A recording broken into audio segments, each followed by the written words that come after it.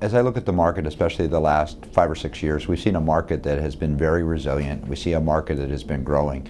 We see a market that's been very global in nature.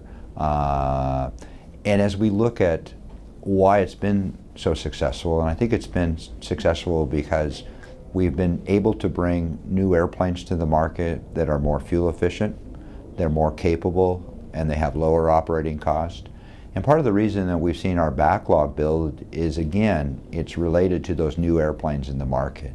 So we're in the process now of making the biggest round of investments we've ever had as a company. We're investing in the new 737 MAX, which is here at the air show.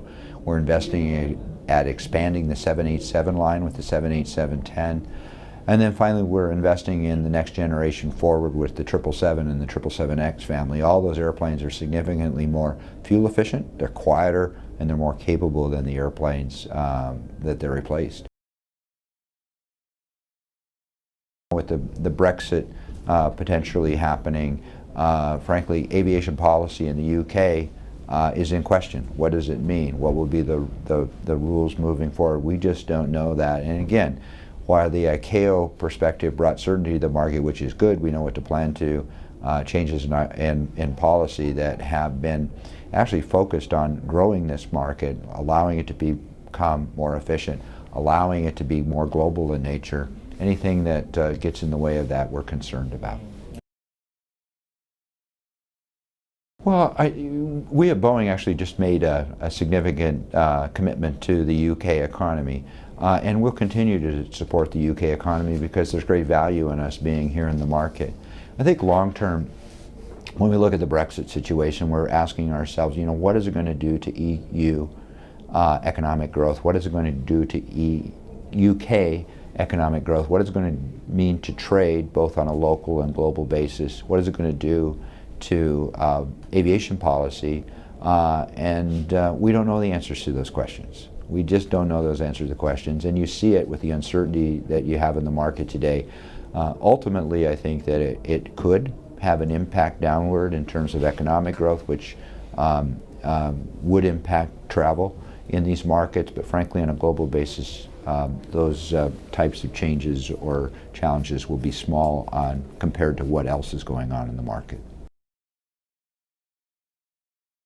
See, the thing is, there's uncertainty. And frankly, changes in aviation policy can go two ways.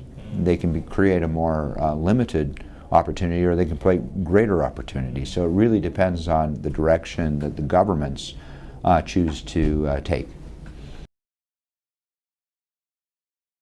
I think we're making the right steps. Whether we get there or not, I think, is yet to be determined. But frankly, good environmental policy is good business. And I think the business aspects will drive us in the right direction. When you look at the aviation industry, the price of fuel is still our #1 expense. It is extraordinarily volatile. It's changed 100% this year. So that's hard for our customers to plan. And we all believe that over time, supply and demand will come in balance. That means that we will see ultimately higher price, and that will continue to drive efficiency in our industry.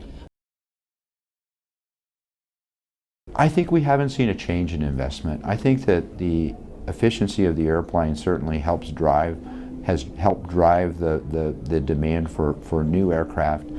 But at the same time, I don't think cheaper oil has caused a situation where they've backed off of that demand for those new aircraft. What they are seeing is, hey, again, a lot of volatility today, higher prices in the future. Why not make the investment today on something more efficient, because it's a good hedge should things change over time.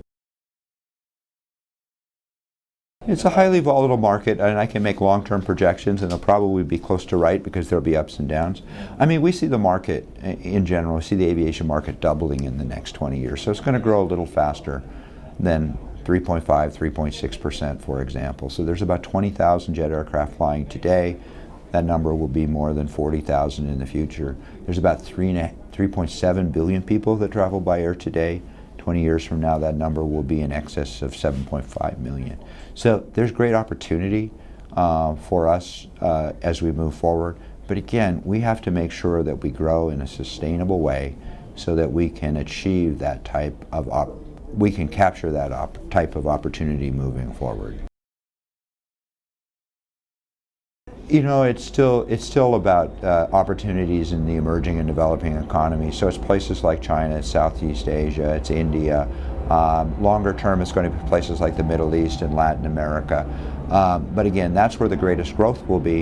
And you take a look at a market like the United States and Europe, most of the airplanes delivering into these markets will be for replacement. And so we'll be taking older, less fuel-efficient aircraft and replacing with new airplanes, and again, that's a good thing. I have to put the politics behind me. You know, what we're doing at Boeing when it comes to Iran is we're taking the lead of our government. So we're going to follow our government in terms of what we can and cannot do in the market. From a market perspective, today in Iran, there's hundreds of airplanes that fly every day, but they fly only a few hours a day. So there's an opportunity for that system to become much more efficient and be able to serve the public as it is today with many fewer airplanes. I think that's a good thing. I think that as you look at Iran too, it's a large economy, it's a growing middle class, it's a young population, so those are people that are going to want to fly, and I think that some of these new opportunities, so I think that it is clearly an opportunity for us and others in the future.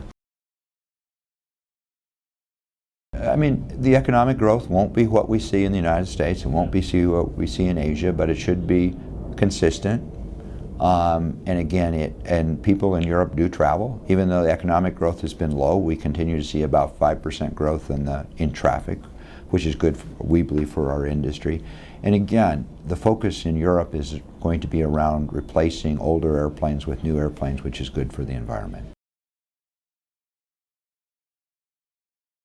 Well, it's a criticism in how Europe manages air traffic management or their air traffic system. It could be the United States. It could be several. But tomorrow, if we had a new air traffic management system, every airplane flying could become 10% more fuel efficient, and I think that's important. The technology's there. The investment can be made. Unfortunately, the investment hasn't been made. Yeah, well, I understand. It's a challenge. Yeah. But we'd like to see, if we have a common European Union, it would be nice to see a common air traffic management system over the European skies.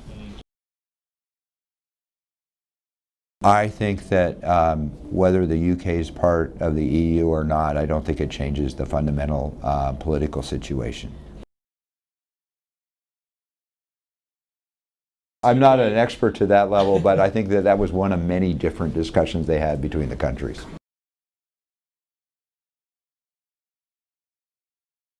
Well, I think that companies have challenges, and the aviation sector has challenges. For us, our challenges are going to be about delivering airplanes. I think our challenges are going to be about making sure our development programs go well. And frankly, we're going to have challenges around cost, becoming more competitive. I think when we look at the global marketplace, we have to ask ourselves ultimately, how are we going to grow in a sustainable way? Aviation is a global industry, and frankly what it means is that as an industry we have to have global solutions. That's why working through organizations like ICAO makes sense for us. So I think that that's the path we have to continue on. I'm not going to make an answer on political candidates, but again, it's really about global solutions as we move forward, because the last I saw, aviation goes beyond borders, so what we have to do is make sure that we recognize that, and again, set standards and other regulations in place that recognize that.